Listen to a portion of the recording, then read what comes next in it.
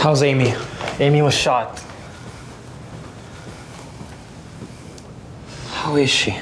Don't worry, hindi malalim yung tama kaya mabilis din na nauwi yung bala. She was conscious kanina. She just fell asleep. Bakit siya nabaril? May suspect na ba kayo? She's been receiving death threats ever since she lost Miguel's case and he went to jail. Kalix, there's paperwork I have to do. Kayo na muna magbantay kay Amy. Her family's on the way. Sorry, excuse me. Gusto mong pumasok? You wanna check up on Amy? I don't know if I can, Luna. I feel bad. It's my fault.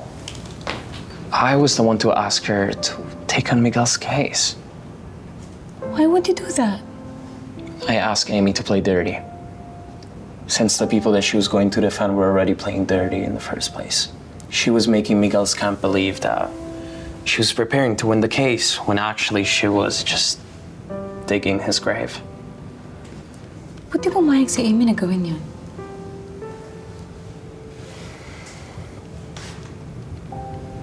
She asked for my forgiveness.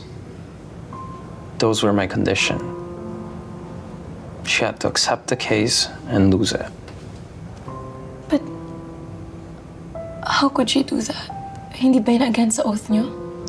Amy did her job. She defended Miguel in court. She just didn't do it well on purpose. And trust me, it takes a lot of skills for a lawyer to intentionally lose a case. Besides, Miguel's family wanted Amy to pin the crime on someone else just to win the case. An innocent person, Luna. They even tried to pay the first persecutor. They tried to play with the justice system. Amy never played dirty before, but I told her that if she was going to do it with someone like Miguel, he deserved it. I'm really sorry if I disappointed you. I just didn't know things would turn out the way they did. Kalix, don't be too hard on yourself. At the end of the day, ang intention nyo ay magpakulong ng masamang tao. Amy will be okay. She's a strong person.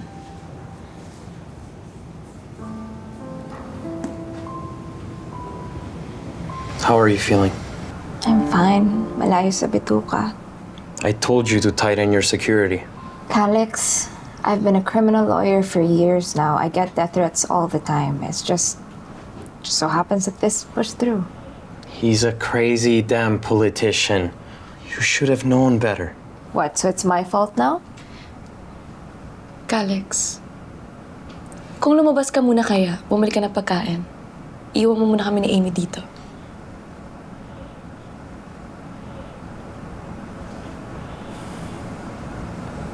Fine.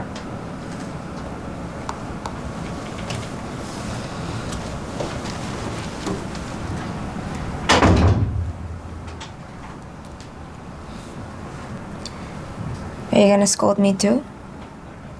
Why would I? I'm glad you're alive. I won't die that easily.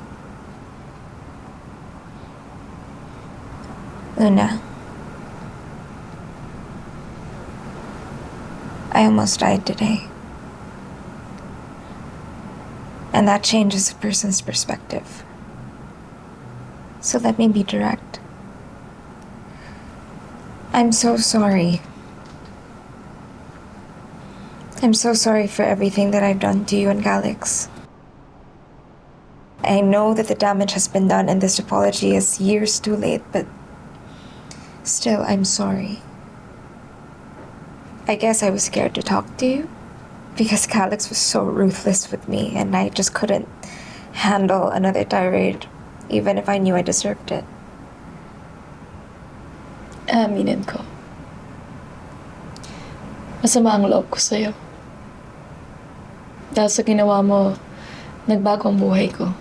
I lost years with Kalix. I even questioned my own worth. Yun yung sakit na sana hindi yung maranasan. Kasi ang hirap-hirap buhay ng sarili. I'm not gonna make excuses for my behavior. And I begged Kalix for forgiveness years ago, so now I just want to beg for yours. Ano ka ba? Hindi mo naman kailangan magmakaawa. Kung pinatawad ka na ni Kalix, why wouldn't I? Tsaka mabigat magtanim ng sama ng loob. I forgive you, Amy. Thank you, Luna.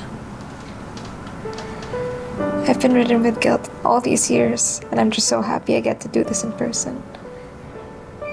Basta nagbago ka na, ha? Yes. I believe in karma. Maybe this is my karma. Just trying to be a better person now.